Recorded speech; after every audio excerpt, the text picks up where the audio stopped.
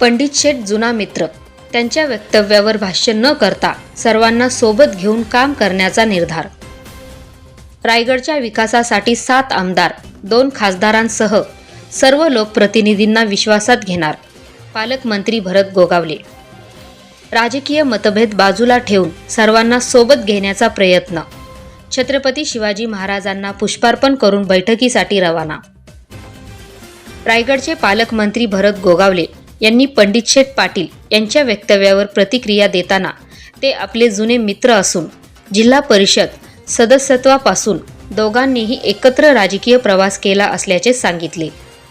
पंडित शेठ म्हणाले होते की हुकुमशाही मोडीत काढत भरत शेठ पालकमंत्री झालेत। यावर मंत्री गोगावले यांनी पंडित शेठ यांची बोलण्याची स्वतःची शैली आहे असे स्पष्ट करत त्यांच्या वक्तव्यावर अधिक भाष्य न करता रायगडच्या विकासासाठी सर्वांनी सोबत घेऊन काम करण्याचा निर्धार त्यांनी व्यक्त केला।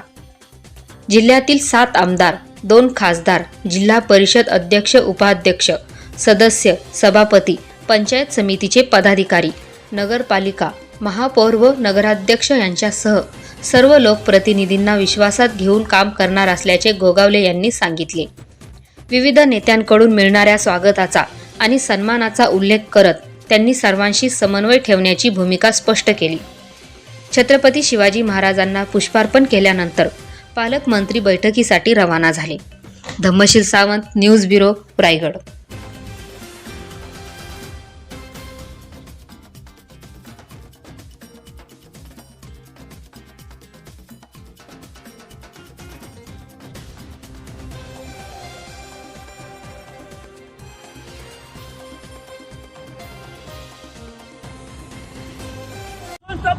महाराष्ट्राचे आराध्य दैवत गोब्राह्मण प्रतिपादक राजाधिराज छत्रपती शिवाजी महाराज की जय भवानी।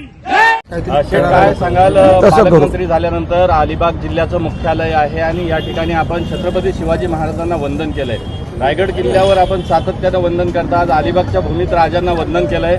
कसं आपण कामकाज रयत हितासाठी करणार आहात? शिवाजी महाराज हे आमचं दैवत आहे, त्यांच्याशिवाय आमचं पाणी हळू शकत नाही आहे।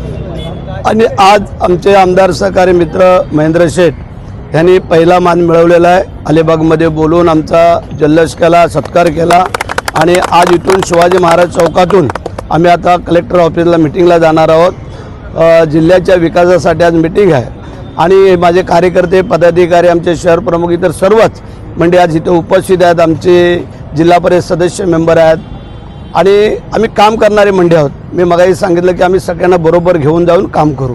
आम्ही महायुतीमध्ये आहोत आणि महायुतीच्या सगळ्यांना कार्यकर्त्यांना बरोबर जाऊन या जिल्ह्याचा विकास ह्याच्यामध्ये सगळ्यांचा सहभाग असावा असं मला वाटतं। हुकुमशाहीला त्या ठिकाणी टक्कर देत किंवा आव्हान जे पेलत आपण पालकमंत्री पदाचा कोट या ठिकाणी चढवलाय, कसं बघता या विधानाकडे? हुकुमशाह किंवा हे काय आम्ही काय बोलणार नाही आहे, कारण आज आम्ही सगळे बरोबर आहोत आणि बरोबर काम करायचं आहे सगळ्यांना घेऊन। दिवस येतात जातात, अदल बदल होत असतो सगळ्या गोष्टीमध्ये। जी काय आता आम्हाला संधी आमचे माननीय मुख्यमंत्री, आमचे माननीय उपमुख्यमंत्री, आमच्या माननीय सुनीताबाईंनी उपमुख्यमंत्री, माझे सर्व आमदार खासदार, माझे सर्व मान्यवर मंडळी, जे मला निवडून देणारे मतदार बांधव कार्यकर्ते पदाधिकारी सगळेच, आमची आई असेल, आमची पत्नी असेल, आमचे भाऊ मुलगा बहिणी सर्वच की ज्यांच्या योगदानातून आज एक सामान्य शेतकऱ्याचा मुलगा रायगडचा मावळा आज 4 वेळेला आमदार झाला, मंत्री झालो। फक्त पालकमंत्र्याची जी बाब होती ती आज पूर्ण झालेली आहे एकनाथ शिंदे साहेबांच्या माध्यमातून आणि देवेंद्र फडणवीस साहेब सुनीताबाईंच्या। सर्वांना सोबत घेऊन कसं काम केलं जाईल महायुतीतल्या घटकांना? कारण की काही ठिकाणी संघर्ष आहेत।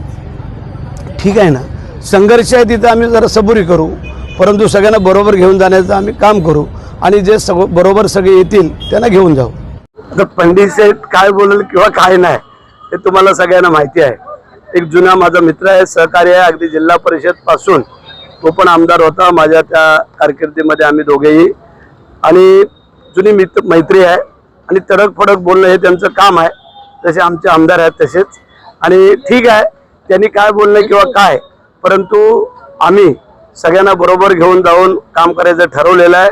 जिल्ह्याचं आम्ही 7 आमदार 2 खासदार जिल्हा परिषद अध्यक्ष उपाध्यक्ष जिल्हा परिषद सदस्य, सभापती, पंचायत समितीचे सभापती, पंचायत समिती मेंबर, नगरपालिका, महापौर, नगराध्यक्ष या सगळ्यांनाच बरोबर घेऊन जाऊन आम्ही काम करणार आहे. पण तुम्हाला त्यांनी शुभेच्छा दिलेल्या आहेत. हो दिल्यात ना, पण ते घेतल्या, स्वीकारल्यात. आता हा पण आला, पप्पू शेठ पण आलेला, संजय शेठच्या घरी आम्ही तिथं, आता त्यांनी आम्हाला शुभेच्छा दिल्यात आणि आता इथं शिवाजी महाराजांना पुष्पहार अर्पण करून आम्ही आता मिटिंगला निघालो.